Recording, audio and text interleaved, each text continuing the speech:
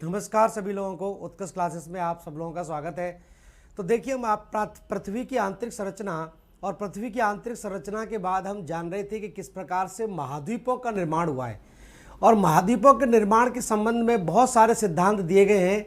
लेकिन आपके सिलेबस के अकॉर्डिंगली और आपके एग्जाम के पॉइंट ऑफ व्यू से हम कुछ मेन आपके सिद्धांतों को चर्चा में लेंगे, मेन सिद्धांतों के बारे में चर्चा करेंगे और उन्हीं से आपके एग्जाम में प्रश्न भी लगातार पूछे जाते हैं। ऐसा कोई भी सिद्धांत नहीं है जिससे अभी तक प्रश्न नहीं पूछा गया हो, किसी न किसी तरीके से एग्जाम में आपके प्रश्न यहाँ से पूछे जाते हैं। तो महाद्वीपीय विस्थापन सिद्धांत की हम बात कर रहे थे और महाद्वीपीय विस्थापन सिद्धांत में वेगनर के द्वारा ये बताया गया था कि किस प्रकार से सारे के सारे महाद्वीप एक दूसरे से दूर जा रहे हैं। महाद्वीप पहले एक ही था। आपको वेगनर ने क्या बताया था कि वेगनर ने बताया था कि शुरुआत में एक ही महाद्वीप हुआ करता था जिसको क्या कहा गया, पेंजिया कहा गया। पेंजिया की संज्ञा दी गई। अब फिर इसने बताया कि पेंजिया का विखंडन हो गया और विखंडन होने के बाद एक लॉरेसिया कहलाया और दूसरा अंगारा लैंड कहलाया। लॉरेसिया और दूसरा अंगारा लैंड कहलाया। उसके बाद ये जो दो भूखंड आपके बने थे ये फिर से विभाजित हो गए। फिर से विभाजित होने के बाद ये मान लीजिए उत्तरी अमेरिका में परिवर्तित हो गया। उत्तरी अमेरिका बन गया आधुनिक समय का और ये यूरेशिया बन गया। यूरोप और एशिया वाला भाग बन गया। और अंगारा लैंड के विखंडन से जो जो महाद्वीप बने उनमें एक तो दक्षिणी अमेरिका के अलावा अफ्रीका अंटार्कटिका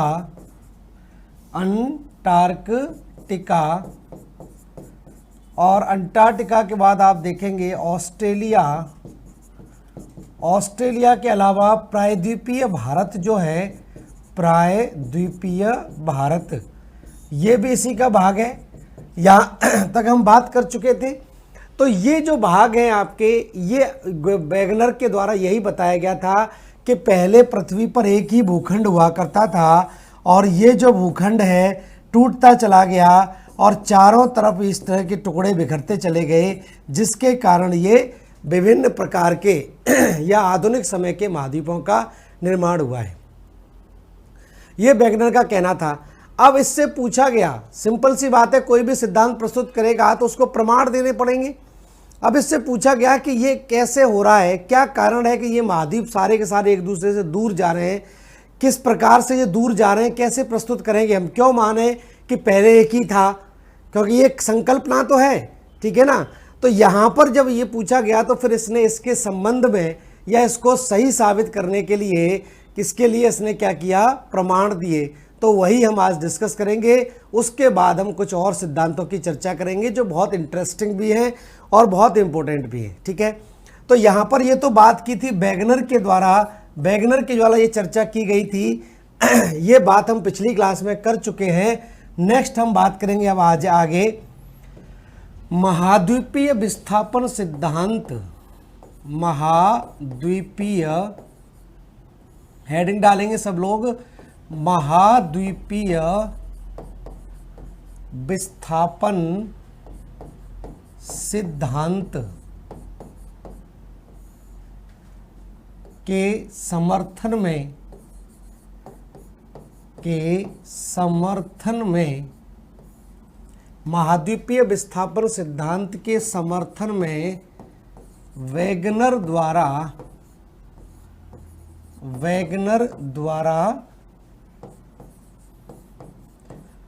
दिए गए प्रमाण। तो वेगनर ने यहाँ पर कुछ प्रमाण प्रस्तुत किए हैं कि इस आधार पर मेरा सिद्धांत सही माना जाए और कुछ हद तक इसका सिद्धांत सही माना भी जाता है, मान्य सिद्धांत है, इसको पूरी तरह से नहीं नकारा गया है। कुछ इसने प्रमाण दिए थे, उन प्रमाणों को जरूर नकारा गया है लेकिन पूरे सिद्धांत को कभी नकारा नहीं गया है। सिद्धांत में आपको पूरा समझा चुका हूँ, प्रमाण में समझाते हुए आपको लिखाऊंगा, तो आप लोग कॉपी पेन लेकर बैठे और प्रमाणों को लिखें, बहुत इंपॉर्टेंट है। साथ साथ में लिख रहेंगे तो आपके एग्जाम में के लिए नोट्स बन जाएंगे। मेन चीजें मैं आपको यहां पर लिख दूंगा जो पीडीएफ की फॉर्म में आपको मिल जाएगा। ठीक है, तो पहला इसने जो सिद्धांत दिया, पहला जो इसने साक्ष्य प्रस्तुत किया, पहला जो सिद्धांत दिया वो आपने सुना होगा, जिसको बोलते हैं jigsaw fit, jigsaw fit theory बोलते हैं, या जक्स्टा फिक्स कहा जाता है, या महाद्वीपों का सानिध्य। तो प्रमाण में सबसे पहले लिखें महाद्वीपों का सानिध्य, महाद्वीपों का सानिध्य या जक्स्टा फिक्स, जक्स्टा फिक्स। ठीक है, महाद्वीपों के सानिध्य से सीधा सीधा मतलब आप सब लोग जानते ही हैं कि सिंपल सी बात है, अगर ग्राफिकली सारे महाद्वीपों को देखा जाए, ग्राफिकली जैसे फॉर एग्जांपल आप देखिए यहाँ से लेकर यहाँ तक इस तरह से ये दक्षिणी अमेरिका है। ठीक है, दक्षिणी अमेरिका इस तरह से नज़र आती है, और यहाँ पर आप देखें तो इस तरह से आप देखेंगे अफ्रीका महाद्वीप इस तरह से नज़र आता है, अफ्रीका महाद्वीप, फिर आपका यूरोप और इधर भारत आ जाता है यहाँ पर इस तरह की। तो इसने ये कहा कि सारे के सारे महाद्वीपों को अगर नज़दीक लाते चले जाएंगे, महाद्वीपों को एक दूसरे के समीप लाते चले जाएंगे, तो सारे के सारे महाद्वीप एक दूसरे में फिट हो जाते हैं। मतलब अफ्रीका महाद्वीप यहाँ आ जाएगा, ठीक है, अफ्रीका महाद्वीप यहाँ आ जाएगा, प्रायद्वीपीय भारत की स्थिति यहाँ पर आ जाएगी इस तरह से। तो ये स्थिति इसने बताई कि ये सारे के सारे महाद्वीप एक दूसरे में खांचे की तरह फिट हो जाते हैं। बच्चों को आपने देखा वो गेम आता था जिसमें खांचे में फिट करते चले जाओ तो एक आकृति बन जाती है, तो वही इसके इस बात कही थी कि ये सारे के सारे महाद्वीप एक दूसरे में खांचे में फिट हो जाते हैं। मतलब एक ही जगह से टूटे हैं, एक ही के टूटने से ये चारों तरफ फैलते चले गए हैं, अगर इनको नज़दीक लाता चला जाए तो ये फिर से फिट हो जाते हैं। ठीक है, तो लिख लिए इसमें 2 लाइन, कॉपी पेन उठा लीजिए और फटाफट से लिखिए 2 लाइनें। वैगनर के अनुसार, वैगनर के अनुसार 2 महाद्वीपों के वैगनर के अनुसार 2 महाद्वीपों के आमने सामने, वैगनर के अनुसार 2 महाद्वीपों के आमने सामने पड़ने वाली, आमने सामने पड़ने वाली तट रेखाओं में, आमने सामने पड़ने वाली तट रेखाओं में काफी समरूपता,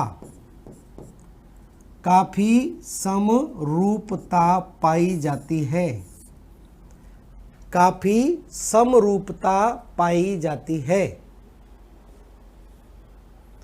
उदाहरण के लिए, उदाहरण के लिए अटलांटिक महासागर की विपरीत, ये बीचों बीच में अटलांटिक महासागर है, उदाहरण के लिए अटलांटिक महासागर की विपरीत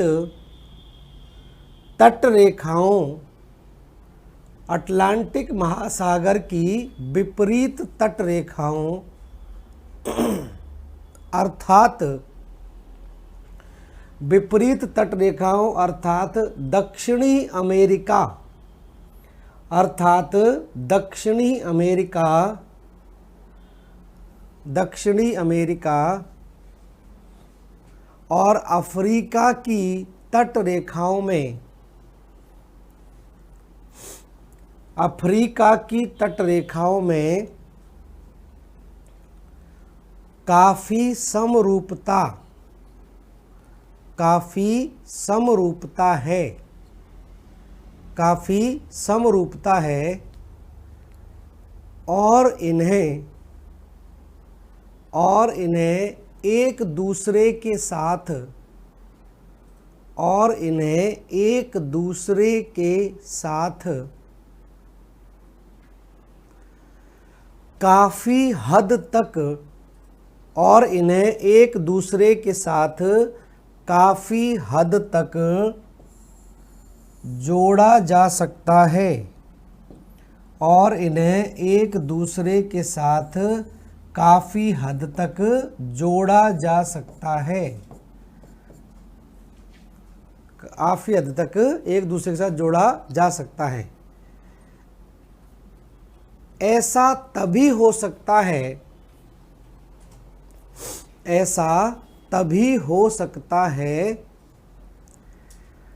जब ये महाद्वीप, ऐसा तभी हो सकता है जब ये महाद्वीप एक दूसरे से जुड़े हुए होंगे, एक दूसरे से जुड़े हुए होंगे, एक दूसरे से जुड़े हुए होंगे। ठीक है, तो पहला तो आप जान गए क्या है, जक्स्टा फिक्स, मतलब एक दूसरे के अगर इसमें फिक्स करते चले जाएं तो सारे के सारे एक दूसरे के साथ जुड़ जाते हैं। और ऐसा तभी हो सकता है, जैसे यहाँ पर आप देखें, ये जो दक्षिणी अमेरिका वाला भाग है, इस दक्षिणी अमेरिका से अफ्रीका महाद्वीप पूरी तरह से जुड़ जाता है। खुद भी मैप में गौर करके देखिए आप लोग। और ये जब पूरी तरह से जुड़ रहा है तो इसका मतलब ये हिस्सा पहले इससे चिपका हुआ होगा, पहले इसके साथ जुड़ा हुआ होगा, और टूट गया तो अलग हो गया, तभी खांचे एक दूसरे में क्या होंगे, फिट हो पाएंगे। तो ये एक तो मेन कारण है। दूसरा है, दूसरा यहां पर लिखेंगे नेक्स्ट, दूसरा प्रमाण दिया गया इसके द्वारा, संरचनात्मक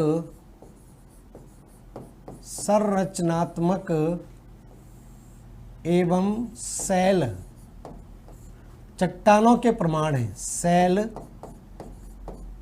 स्तरीय प्रमाण, सेल स्तरीय प्रमाण। ठीक है, तो ये स्थिति क्या बनती है कि जैसे जैसे मैं आपको बता रहा था उत्तरी अमेरिका और दक्षिणी अमेरिका की, जैसे ये मान लीजिए उत्तरी अमेरिका है और इसके बाद इसके नीचे यहाँ पर क्या है, ये दक्षिणी अमेरिका है। ठीक है, यहाँ पर अफ्रीका महाद्वीप है, इस तरह से अफ्रीका महाद्वीप है, इधर इस तरह की स्थिति बनती है, और इसके ऊपर यूरोप है, इस तरह की है। तो यहाँ पर जो चट्टानें पाई जाती हैं, यहाँ पर देखा गया कि यहाँ पर दक्षिणी अमेरिका के पूर्वी तट पर जो चट्टानें पाई जा रही है, लगभग 550 मिलियन वर्ष पुरानी चट्टानों की जब संरचना को मिलाया गया तो यहाँ पर पाई जाने वाली चट्टानों की संरचना हूबहू अफ्रीका महाद्वीप के पश्चिमी तट पर पाई जाने वाली चट्टानों से मेल खाती है। ठीक है, चट्टानों की संरचना तो पर्वत नहीं होगी, तो यहाँ पर जब 550 मिलियन वर्ष पुरानी चट्टानों को मिलाया गया तो यहाँ की चट्टानों में और यहाँ की चट्टानों में पूरी तरह से क्या है, संरचनात्मक जो इनकी जो क्रिया है वो आपकी क्या है, समान पाई गई। स्ट्रक्चर जो है चट्टानों का एक समान पाया गया। तो इससे भी एक प्रमाण ये मिलता है कि ये भाग यहाँ जुड़ा होगा, ये टूट गया और टूटकर इधर चला गया और इसी का भाग था। तो यहाँ जो चट्टानें पाई जा रही हैं वही चट्टानें यहाँ भी पाई जा रही हैं। ठीक है, तो ये एक प्रमाण और है। तो हेडिंग डालिए पहले, संरचनात्मक एवं सेल स्तरीय प्रमाण, सेल स्तरीय या सेल विन्यासीय प्रमाण, सेलों का विन्यास, सेल विन्यासीय, सेल स्तरीय या सेल विन्यासीय प्रमाण लिख लेना यहाँ पर। तो सिंपल सी बात है, प्रमाण बहुत आसान है। ये प्रमाण दिए गए कि यहाँ पर जो चट्टान है वही चट्टान यहाँ पर है, तो इसका मतलब यही से टूट के क्या होगा, सिंपल सा साधारण शब्दों में। तो लिख लिए यहाँ पर, लिख लीजिए यहाँ पर, इसमें आगे हेडिंग डाल लीजिए, लिखिए इसके आगे, उत्तर पश्चिमी अफ्रीका, उत्तर पश्चिमी अफ्रीका, उत्तर पश्चिमी अफ्रीका तथा पूर्वी ब्राजील के लगभग, पूर्वी ब्राजील, यहां पर क्या है ब्राजील, पूर्वी ब्राजील के लगभग 550 मिलियन वर्ष पूर्व की, लगभग 550 मिलियन वर्ष पूर्व की चट्टानों या सेलों, 550 मिलियन वर्ष पूर्व की, 550 मिलियन ईयर एगो, मिलियन वर्ष पूर्व की सेलों का मिलान करने पर पाया गया कि 550 मिलियन वर्ष पूर्व की सेलों का मिलान करने पर पाया कि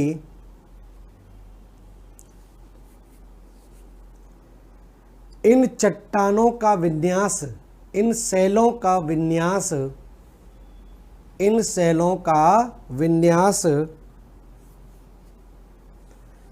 एक समान है, इन सेलों का विन्यास एक समान है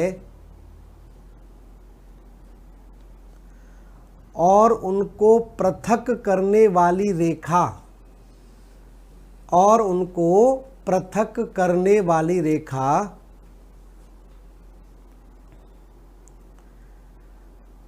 निरंतर बनी हुई है, पृथक करने वाली रेखा निरंतर बनी हुई है।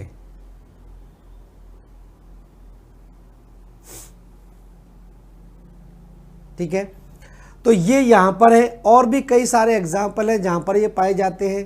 पर्वतों की श्रृंखलाओं का निर्माण हुआ, वो भी आपके विखंडित हुई, तो ये भी एक प्रमाण यहाँ पर आपका माना जाता है। तो ये चट्टानों वाला पॉइंट ध्यान रखें। तीसरा है आपका जीवाश्म संरचना। अगला जो इसने प्रमाण दिया वो जीवाश्मों को लेकर दिया, जीवाश्म संरचना, फॉसिल्स। तो फॉसिल्स के आधार पर या जीवाश्मों के आधार पर इसने प्रमाण प्रस्तुत किए, जीवाश्म संरचना प्रमाण लिख दिए यहां पर। और जीवाश्म आपको पता ही है, हजारों लाखों सालों में चट्टानों के बीच में दबे हुए जो जीव जंतुओं के अवशेष होते हैं उन्हीं को हम क्या बोलते हैं, जीवाश्म बोलते हैं। तो हजारों लाखों वर्षों में जीवाश्मों के अंदर, वो स्थल खंडों के अंदर या चट्टानों के बीच में जो जीव जंतु या पेड़ पौधों के अवशेष जमा हो गए थे उसी को हम क्या बोल देते हैं, जीवाश्म बोल देते हैं। ठीक है, तो सिंपल सी बात है, इसमें भी 2 लाइन लिख लीजिए फटाफट से लिख लो। एक विशाल महासागर द्वारा, देखिए एक विशाल महासागर द्वारा पृथक, एक विशाल महासागर द्वारा पृथक 2 भिन्न स्थल खंडों, 2 भिन्न स्थल खंडों में, 2 भिन्न स्थल खंडों में समान जीवों की, समान जीवों की मौजूदगी, समान जीवों की मौजूदगी के प्रमाण मिलते हैं, समान जीवों की मौजूदगी के प्रमाण मिलते हैं। जो उन स्थल खंडों के, जो उन स्थल खंडों के कभी निकट, जो उन स्थल खंडों के कभी निकट या संबद्ध, निकट या संबद्ध, संबद्ध, निकट या संबद्ध होने को प्रमाणित करते हैं, संबद्ध, निकट या संबद्ध होने को प्रमाणित करते हैं। उदाहरण के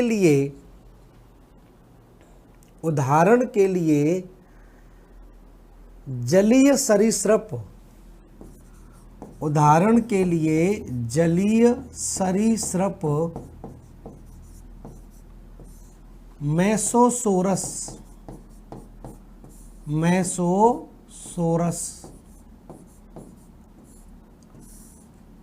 जलीय सरीसृप मेसोसोरस, ये जीवाश्म आपके मिले हैं, इसके प्रमाण।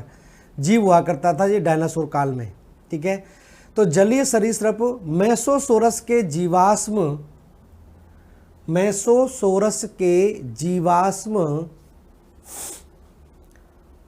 पूर्वी दक्षिण अमेरिका एवं दक्षिण अफ्रीका में पाए गए हैं। पूर्वी दक्षिणी अमेरिका तथा दक्षिणी अफ्रीका में पाए गए हैं। तो ये मान लीजिए दक्षिणी अफ्रीका वाला भाग है। तो यहां पर तो ये जो मेसोसोरस है यहां पर मिल रहा है, मेसोसोरस के प्रमाण यहां पर मिल रहे हैं इसमें दक्षिणी अमेरिका के दक्षिणी भाग, इस पूर्वी भाग में, और यहाँ पर कहाँ मिल रहे हैं, दक्षिणी अफ्रीका के अंदर भी मिल रहे हैं। तो इसके कारण आप देखेंगे इस क्षेत्र में ये जो जीवाश्म यहाँ मिलते हैं, तो इससे ये भी प्रमाण मिलता है कि ये इससे अलग हुआ होगा, ऐसे साक्ष्य दिए गए। तो ठीक है, दक्षिणी अफ्रीका में पाए जाते हैं। यदि यह सरीसृप, और बीच में आपको पता है क्या है, विशाल महासागर है। यदि यह सरीसृप इतने विशाल समुद्र को, यदि यह सरीसृप इतने विशाल समुद्र को पार करने में सक्षम होता,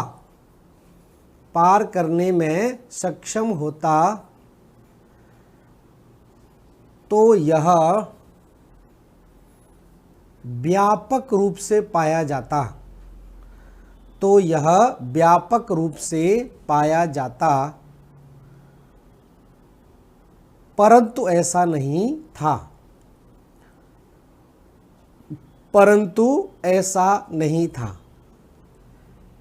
ठीक है, एक लाइन में लिखिए, फुल स्टॉप लिखने के बाद, अतः यह निष्कर्ष निकाला कि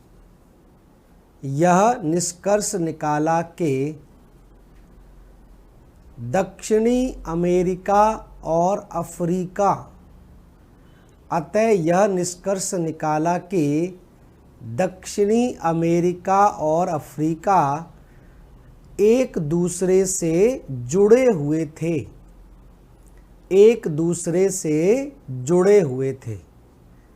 ठीक है, तो सिंपल सी बात है, यहाँ पर जो जीवाश्म ये जो पाया गया, जो जीव यहाँ पर पाया गया, ये जीव यहाँ पर भी पाया गया। अगर मान लीजिए ये आप ये तर्क देते हैं कि मान लीजिए ये बीच में जो अटलांटिक महासागर है इसको तैर कर पहुँच गया होगा, जरूरी थोड़ी है कि ये यहाँ से टूट कर ही इधर गया, ये जीव तैर कर पहुँच गया होगा। लेकिन अगर ये जीव इतना ही ज़्यादा बड़ा तैराक होता तो ये जीव इधर की तरफ भी पहुँच जाता। ठीक है, ये जीव यहाँ से इधर भी पहुँच जाता, ऑस्ट्रेलिया भी चला जाता, अंटार्कटिका भी चला जाता, या यूरोप में भी चला जाता। ठीक है, जब ये इतना ही बड़ा तैराक होता तो ये जीव कहीं भी पाया जाता। जब ये अटलांटिक महासागर को पार कर सकता है तो ये और महासागरों को भी पार कर सकता है। तो ऐसे जब प्रमाण नहीं मिले तो ये माना गया कि ये स्थल खंड के विखंडन के कारण ही अलग अलग पाए गए हैं, वैसे ये अलग अलग नहीं होते अगर ये स्थल खंड आपस में जुड़े होते तो। ठीक है, और इसी प्रकार से कई ऐसे जीवाश्म प्रमाण यहाँ से मिलते हैं, जैसे ग्लासोसोरस है, जीवाश्म फर्न है। ठीक है, ये ऑस्ट्रेलिया और भारत में पाए जाते हैं, भारत में इनके प्रमाण मिले हैं, या दक्षिणी अमेरिका और अंटार्कटिका में इनके प्रमाण मिले हैं।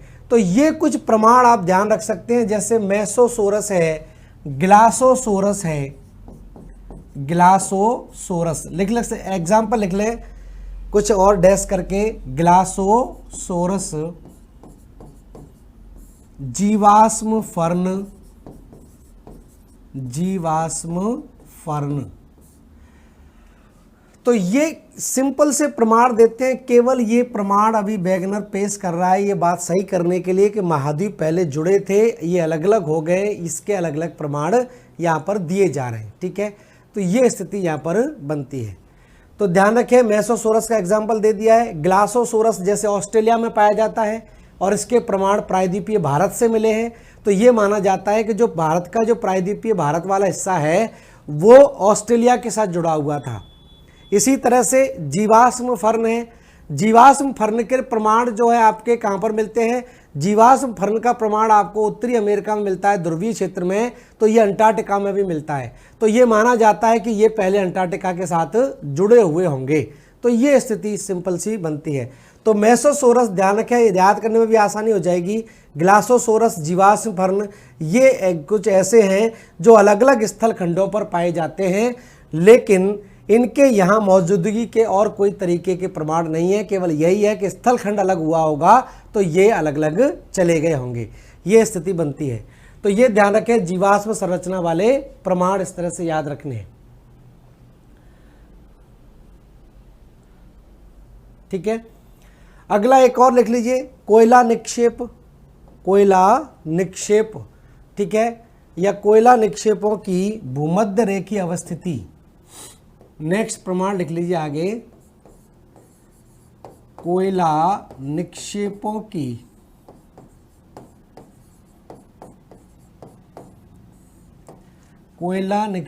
की भूमध्य रेखीय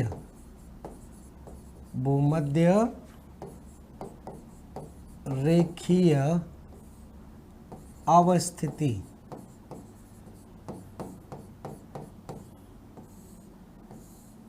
ठीक है, कोयले की हम बात करें तो सिंपल सी बात है, मैंने बताया था आपको कि कोयले का जो निर्माण हुआ है सबसे ज़्यादा कार्बोनिफेरस काल में हुआ है।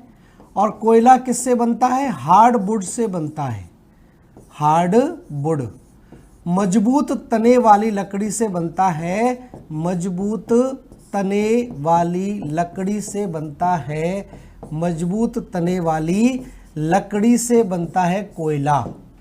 और कोयला, ये मजबूत तने वाली लकड़ी केवल कहाँ पर पाई जाएगी, भूमध्य रेखा पर पाई जाएगी, भूमध्य रेखा पर।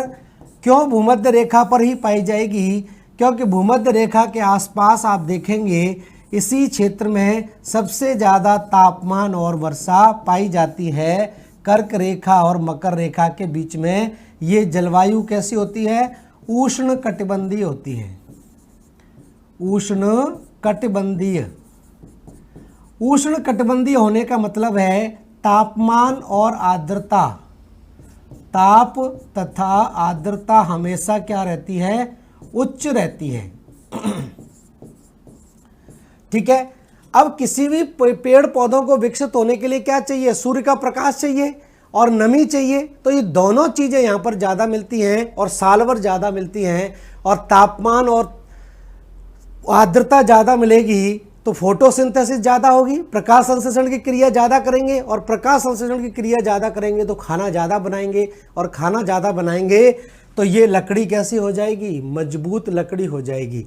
जबकि ऊपरी क्षेत्रों पर, ऊपरी अक्षांशों की बात करें, मतलब यहाँ पर ध्रुवीय क्षेत्रों में, इन भागों में शीतोष्ण जलवायु वाले क्षेत्रों में क्या होता है, यहाँ पर कमज़ोर लकड़ी वाले पेड़ पौधे पाए जाते हैं, मुलायम लकड़ी वाले पाए जाते हैं, जिनसे अच्छा कोयला नहीं बनता है। अब यहाँ पर ये प्रमाण कैसे आता है, सिंपल सी बात है कि यहीं पर कोयले का निर्माण हो सकता है, क्योंकि कोयला किससे बनता है, हार्डवुड से बनता है, और हार्डवुड उष्ण कटिबंधीय क्षेत्र में पाई जा सकती है। लेकिन कोयला तो जर्मनी में भी पाया जा रहा है, कोयला उत्तरी अमेरिका के ऊपरी भाग में भी पाया जाता है, आपका कनाडा में भी कोयला पाया गया। तो जब कोयला शीतोष्ण जलवायु वाले क्षेत्रों में भी कोयले के प्रमाण मिलते हैं, तो इसका मतलब ये है कि ये जो क्षेत्र है वो पहले कहाँ पर रहे होंगे, भूमध्य रेखा पर रहे होंगे। भूमध्य रेखा पर रहे होंगे तो यहाँ पर कैसा होगा, हार्डवुड होगा, और ये ही कोयले में परिवर्तित हो गया, और बाद में स्थल खंड ऊपर खिसक गए तो शीतोष्ण जलवायु वाले क्षेत्रों में भी कोयला आपका मिल जाता है। ठीक है, तो ये भी एक प्रमाण जो आपका दिया गया। दोबारा से रिपीट करता हूँ, कोयले की अगर उपस्थिति की हम बात करें, कोयले की अवस्थिति की बात करें, तो कोयला मैंने बताया कहाँ मिलता है, उष्ण कटिबंधीय क्षेत्रों में मिलेगा, क्योंकि यहां पर क्या पाई जाती है, हार्डवुड पाई जाती है, मजबूत तने वाली लकड़ी पाई जाएगी, और मजबूत तने वाली लकड़ी से ही कालांतर में क्या बन जाएगा, कोयला बन जाएगा। और ये मजबूत तने वाली लकड़ी कहाँ पर पाई जाती है, ये केवल ट्रॉपिकल रीजन में ही पाई जाती है, क्योंकि ट्रॉपिकल रीजन में तापमान और आर्द्रता हमेशा उच्च रहते हैं। इस भाग में सूर्य का प्रकाश भी ज़्यादा पड़ता है, बारिश भी ज़्यादा होती है, तो यहाँ पर पेड़ पौधों की लकड़ी क्या होती है, मजबूत बन जाती है, और इसी से कोयले का निर्माण होता है कालांतर में। तो यहाँ पर जो कोयले का निर्माण हुआ था वही कोयला पाया जा रहा है जर्मनी की रूर घाटी के अंदर, कनाडा के अंदर भी कोयला पाया जा रहा है। तो इसका मतलब ये है कि ये जो जर्मनी वाला भाग या कनाडा वाला भाग पहले इस वाले क्षेत्र में रहा होगा, बाद में ये ऊपर की तरफ खिसक गया। तो ये भी एक प्रमाण यहाँ पर मिलता है कि स्थल खंड अपनी जगह छोड़कर चले गए, पहले वो यहीं पर हुआ करते थे। ठीक है, तो लिख डालिए, इसको हेडिंग डाल लीजिए, कोयला निक्षेपों का की भूमध्य रेखीय अवस्थिति, कोयला निक्षेपों की भूमध्य रेखीय अवस्थिति। ठीक है, तो लिखिए इसको अपनी शब्द भाषा में लिखिए, कोयला निक्षेपों की वर्तमान में, कोयला निक्षेपों की वर्तमान में अवस्थिति, वर्तमान में अवस्थिति शीतोष्ण कटिबंध, शीतोष्ण कटिबंध या शीतोष्ण कटिबंधीय, टेम्परेट, शीतोष्ण कटिबंधीय क्षेत्रों, शीतोष्ण कटिबंधीय क्षेत्रों जैसे, शीतोष्ण कटिबंधीय क्षेत्रों जैसे जर्मनी, जर्मनी का रूर प्रदेश, जर्मनी का रूर प्रदेश, ब्रिटेन, ब्रिटेन के भी जो सेंट्रल वाला भाग है वहाँ कोयला मिलता है, ब्रिटेन तथा कनाडा, ब्रिटेन तथा कनाडा में पाए जाने से महाद्वीपीय विस्थापन सिद्धांत को, महाद्वीपीय विस्थापन सिद्धांत को बल मिलता है, महाद्वीपीय विस्थापन सिद्धांत को बल मिलता है, क्योंकि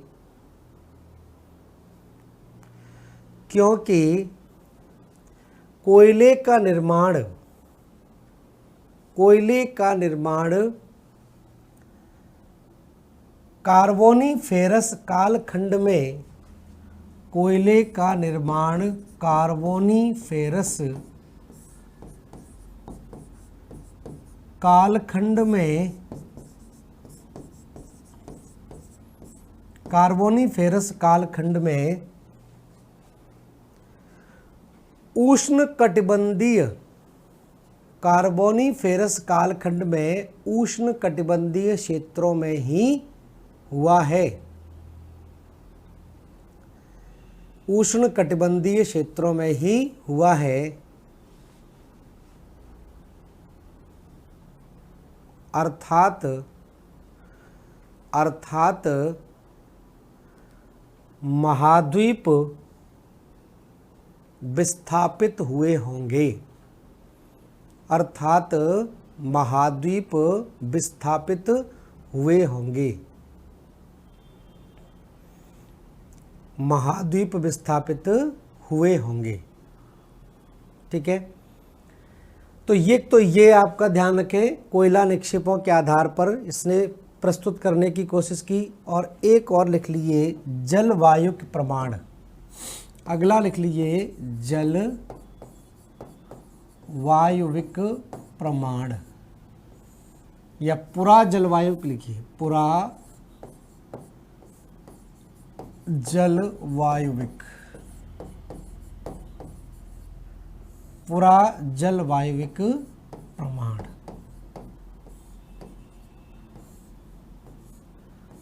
ठीक है।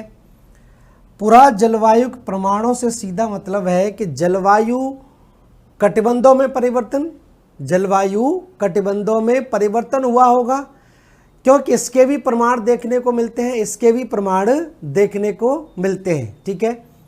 तो प्रमाण देखने को क्या मिलते हैं कि जहां पर भूमध्य रेखा, अभी भूमध्य रेखा वाले क्षेत्र हैं जहां पर साल भर गर्मी रहती है, भूमध्य रेखा वाले क्षेत्र हैं जहां पर साल भर तापमान क्या रहता है, साल भर तापमान उच्च रहता है, फिर भी इस भाग में क्या होता है, यहाँ पर कई सारे क्षेत्र ऐसे हैं कि आपके इस भाग में भी आपको ऐसे प्रमाण देखने को मिलते हैं कि ये जो क्षेत्र है जो बर्फ से ढका रहा होगा। ठीक है। यहाँ पर जैसे मान लीजिए अफ्रीका के कुछ चट्टानों में ऐसे प्रमाण मिलते हैं जिनको बोलते हैं टिलाइट्स। क्या बोलते हैं? टिलाइट्स कहा जाता है। टिलाइट शब्द का इस्तेमाल करते हैं, मतलब हिमानी निक्षेप, हिमानी निक्षेप, हिमानी निक्षेप। जैसे उड़ीसा में भी हिमानी निक्षेप के प्रमाण मिलते हैं। उड़ीसा में जगह पड़ती है तलचर। उड़ीसा के तलचर में आप देखोगे तो ये जो क्षेत्र है, यहाँ की चट्टानों में ऐसी संरचना मिलती है कि ये जो चट्टानें लाखों सालों तक बर्फ से ढकी रही थी, बर्फ से ढकी हुई चट्टानें यहाँ पर पाई गई थी। तो ये जो हिमानी निक्षेप है, ये निक्षेप उन स्थानों पर पाए जा रहे हैं जहाँ पर गर्म जलवायु रहती है। जहाँ पर जलवायु कैसी है इस समय, गर्म जलवायु वाले क्षेत्रों पर भी ये मिल रहे हैं। तो इससे भी ये सिद्ध होता है कि यहाँ पर ये जो स्थल भाग हैं पहले यहाँ नहीं होंगे, पहले ये कहीं और होंगे, बाद में ये अभी अपने स्थान पर पहुँचे हैं, बाद में ये अपने स्थान पर पहुँचे हैं। इसके प्रमाण यहाँ से मिलते हैं। तो ये थोड़ा सा ध्यान और रख लें। ठीक है। तो लिख लिए, इसमें फटाफट से हेडिंग डाल लीजिए, पूरा जलवायु के प्रमाण, पूरा जलवायुविक प्रमाण। ठीक है। तो पॉइंट लिख लिए इसमें, फटाफट से लिख लो। दक्षिणी अफ्रीका कौमा दक्षिणी अमेरिका, हेडिंग डालिए पूरा जलवायुविक प्रमाण, और इसके अंदर लिखिए दक्षिणी अफ्रीका कौमा दक्षिणी अमेरिका कौमा ऑस्ट्रेलिया तथा भारत के तलचर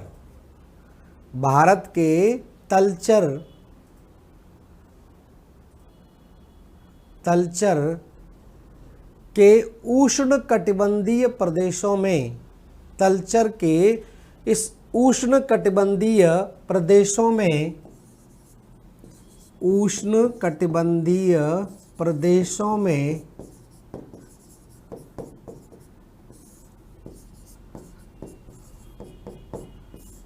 उष्णकटिबंधीय प्रदेशों में हिमानी निक्षेपों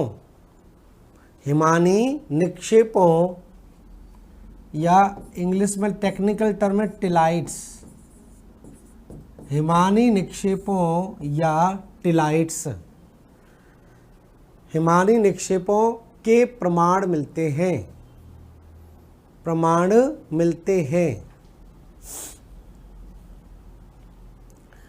जो कि वैगनर की महाद्वीपीय विस्थापन, वैगनर के लिखना है, की नहीं के, वैगनर के महाद्वीपीय विस्थापन सिद्धांत को,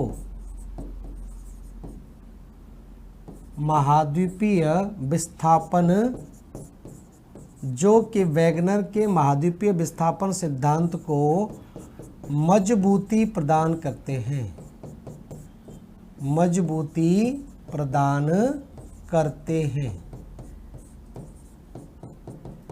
मजबूती प्रदान करते हैं। तो ये स्थिति बनती है, ये प्रमाण यहाँ पर दिए गए, तो ध्यान रखें ये प्रमाण है, इनसे लगभग ये मान लिया गया कि हाँ वैगनर ने कुछ सही कहा है। लेकिन स्थिति क्या बनती है, अब सारे के सारे महाद्वीप आप देख रहे हैं कि ऐसा नहीं है कि सब महाद्वीप एक दूसरे से दूर ही जा रहे हैं, सारे महाद्वीप, कुछ महाद्वीप एक दूसरे के नज़दीक आ रहे हैं और कुछ महाद्वीप एक दूसरे से दूर जा रहे हैं। इसके बारे में वैगनर जो है वो कोई प्रमाण या कोई साक्ष्य प्रस्तुत नहीं कर पाता है। तो इसके बारे में जब वैगनर ने कोई साक्ष्य प्रस्तुत नहीं किया तो फिर इस थ्योरी को पूरी तरह से माना जाता है, इसको नकारा नहीं जाता, इसलिए हम पढ़ रहे हैं। अगर इसको नकार देते तो हम इसको अभी नहीं पढ़ रहे होते। तो वैगनर ने बहुत बड़ा माइलस्टोन साबित किया है, इसने महाद्वीपों के विस्थापन के बारे में लोगों के अंदर जागरूकता पैदा करी और ज़्यादा सिद्धांत फिर यहाँ पर उत्पादते हैं। इसके बाद एक और सिद्धांत आता है जो आपका और ज़्यादा इम्पोर्टेंट है और उसको भी वैगनर के सिद्धांत से मान्यता और ज़्यादा मान्यता मिलती है और वैगनर के सिद्धांत को उससे मजबूती भी मिल जाती है। और उस सिद्धांत से आप पूरी तरह से ये जान जाएंगे कि किस प्रकार से महाद्वीप, क्यों महाद्वीप एक दूसरे से दूर जाते हैं और क्यों महाद्वीप एक दूसरे से टकराने की स्थिति में आ रहे हैं। ठीक है, तो उसको हम जान लेते हैं। तो ये आपने लिख लिया होगा। नेक्स्ट अब हेडिंग डाल लीजिए, अगला सिद्धांत हम जान लेते हैं, इसको हम बोलते हैं संवहनीय धारा सिद्धांत। हेडिंग डाल लिए सब लोग, इसको हम बोलते हैं संवहनीय धारा सिद्धांत। बहुत इंपॉर्टेंट सिद्धांत है, ध्यान रखना, संवहनीय धारा सिद्धांत। ठीक है, तो संवहनीय धारा सिद्धांत इंपॉर्टेंट है, ध्यान रखें इस बात का। ये सिद्धांत कई जगहों पर पूछा जा चुका है, ये सिद्धांत जो है वो कई जगहों पर पूछा जा चुका है। आईएएस के एग्जाम में, प्री और मेंस में दोनों में पूछा जा चुका है। ठीक है, उत्तर प्रदेश पीसीएस के एग्जाम में, उत्तर प्रदेश में जो पीजीटी का एग्जाम होता है, टीजीटी का एग्जाम होता है, या फर्स्ट ग्रेड या सेकंड ग्रेड का एग्जाम होता है, उनमें पूछा जाता है और आरएएस में भी पूछा जाता है। तो ये संवहनीय धारा सिद्धांत है, इसको हम बोलते हैं, ये दिया गया, इस किसके द्वारा दिया गया तो लिख लेना, आर्थर होम्स के द्वारा दिया गया, आर्थर होम्स। तो आर्थर होम्स के द्वारा 1928 और 29, ठीक है, तो 1928 और 29 के बीच में आर्थर होम ने एक बहुत ही शानदार सिद्धांत दिया। अब ये सिद्धांत को समझने से पहले थोड़ा सा अपने दिमाग को रिवाइज कीजिए। आप अपने दिमाग को रिवाइज करेंगे तो थोड़ा सा आसान हो जाएगा समझने में। मैंने आपको पृथ्वी की आंतरिक संरचना के बारे में आपको बताया था, तो पृथ्वी की आंतरिक संरचना की स्थिति को देखिए, दोबारा से एक बार मैं फिर से बता दूं यहाँ पर। ठीक है, इस सिद्धांत को थोड़ा सा आप समझिए इस तरह से, यहाँ पर इस तरह से मान के चलिए, ये केंद्र हो गया। ठीक है, ये भाग आप मान के चलिए इस तरह से है। ये हिस्सा तो आप जानते ही क्या है, ये मान लीजिए ऊपरी क्रस्ट है, ऊपरी क्रस्ट, ऊपरी क्रस्ट। ये क्या है, निचला क्रस्ट, निचला क्रस्ट। ये ऊपरी मेंटल, ऊपरी मेंटल, और ये क्या है, निचला मेंटल, निचला मेंटल। ये क्या है, बाहरी क्रोड, बाहरी क्रोड, और ये क्या है, आंतरिक क्रोड, आंतरिक क्रोड। ठीक है, अब इतना हिस्सा आप जानते हैं कि आंतरिक क्रोड वाला ये वाला भाग क्या है, ये ठोस अवस्था में था, ये वाला भाग क्या था, ठोस अवस्था में था।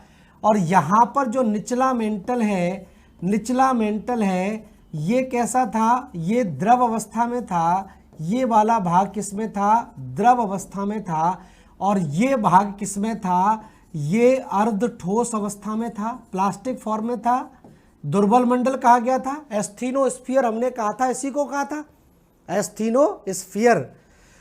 तो ये तो एकदम ठोस अवस्था में है, ये तरल अवस्था में है, यहां से लेकर यहां तक ये किस में है, तरल अवस्था में है।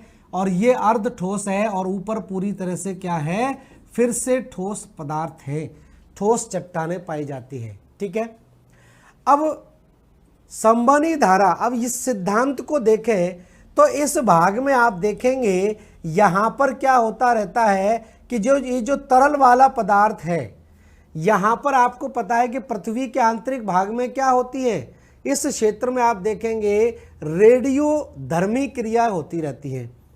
तो रेडियो एक्टिव पदार्थ जब विस्फोट होगा, जब रेडियो एक्टिव पदार्थों में विस्फोट होगा तो ऊष्मा निकलेगी।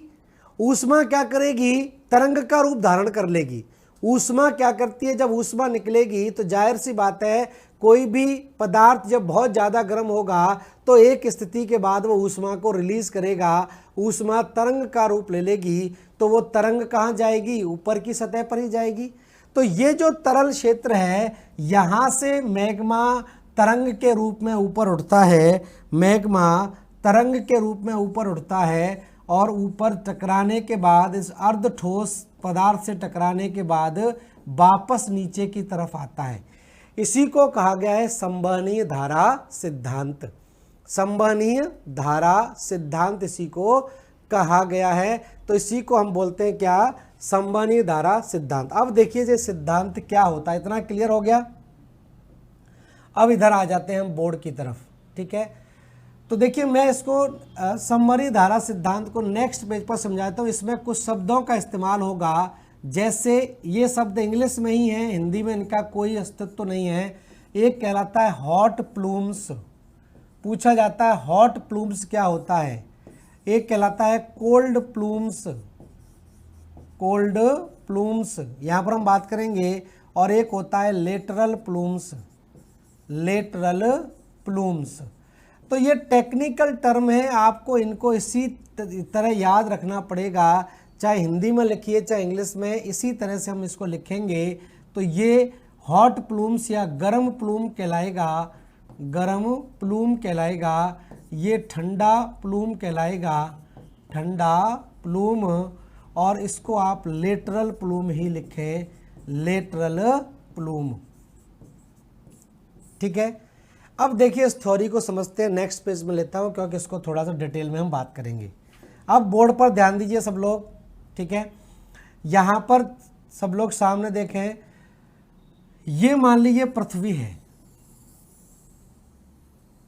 ठीक है, ये पृथ्वी हो गई और ये पृथ्वी की ऊपरी सतह हो गई। ये मान लीजिए हम ऊपरी सतह इस तरह से बना देते हैं।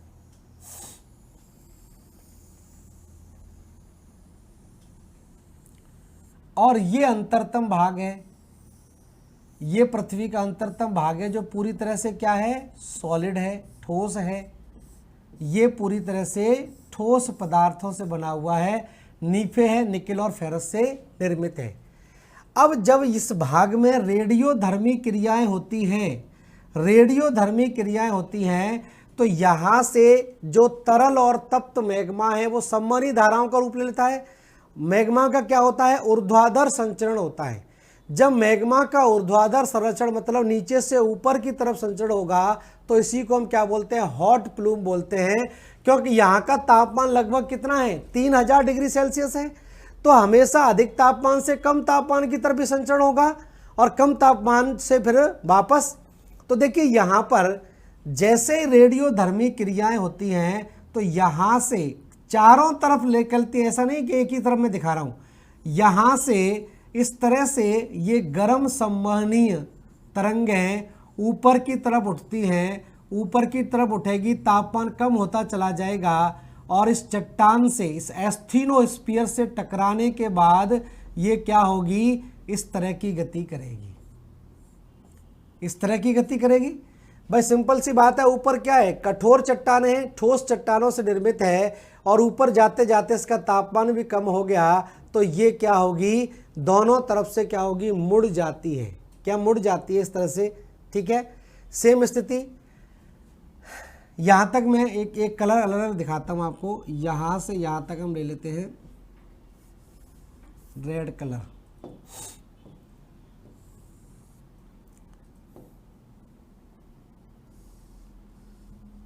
ठीक है। तो ये जो गर्म संवहनीय धारा ऊपर की तरफ जाती है, तो ये जो ऊर्ध्वाधर संचरण हो रहा है, इस ऊर्ध्वाधर संचरण को हम क्या बोलते हैं, इसी को बोलते हैं हॉट प्लूम, ठीक है, बात करेंगे अभी। उसके बाद तो यहां से इसी तरह से यहां से भी तरंगें ऊपर उठेगी, इस भाग से टकराएंगी। मैंने बताया चारों तरफ किसी भी दिशा में कोई निश्चित दिशा नहीं है, जैसे मैं बना रहा हूं ऐसी कोई ऐसी निश्चित दिशा नहीं है, किसी भी दिशा में ये संचरित हो सकती है। तो गर्म मैग्मा इस तरह से ऊपर उठता है, तप्त और तरल मैग्मा इस भाग से टकराता है। तो ये जो भाग है, ये जो भाग है, मतलब ये जो मैग्मा का ऊर्ध्वाधर संचरण हो रहा है, मैग्मा का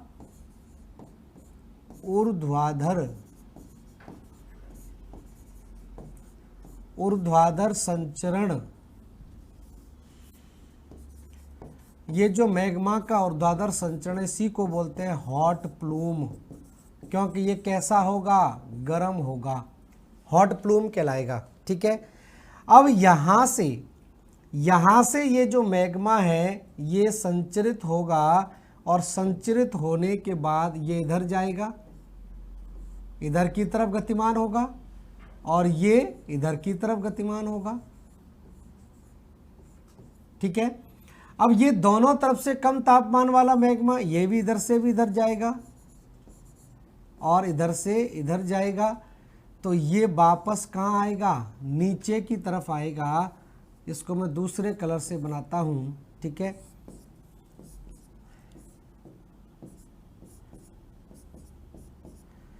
सेम स्थिति यहाँ बनेगी, समझते चलिए ध्यान से, ठीक है, ऐसी स्थिति बनेगी। उसके बाद जब ये आपस में टकराएगा तो ऊपर जाने का तो कोई रास्ता है नहीं, ऊपर जाने का जब कोई रास्ता नहीं है तो ये कहाँ आएगा, नीचे की तरफ आएगा। ठंडा होने के बाद भारी हो जाती है वस्तु, तो ये वापस कहाँ आएगी, नीचे की तरफ आएगी, फिर इसमें शामिल हो जाएगी। तो ये चक्र लगातार इस तरह से चलता रहता है, शामिल हो जाएगा, फिर गर्म होगा, फिर ऊपर उठेगा, ठंडा मैग्मा नीचे आएगा, फिर इसमें शामिल हो जाएगा, फिर ऊपर उठेगा। तो ये प्रक्रिया लगातार क्या होती है, चलती रहती है, ऐसा होता रहता है, ठीक है। यहाँ भी आपस में टकराने के बाद नीचे की तरफ,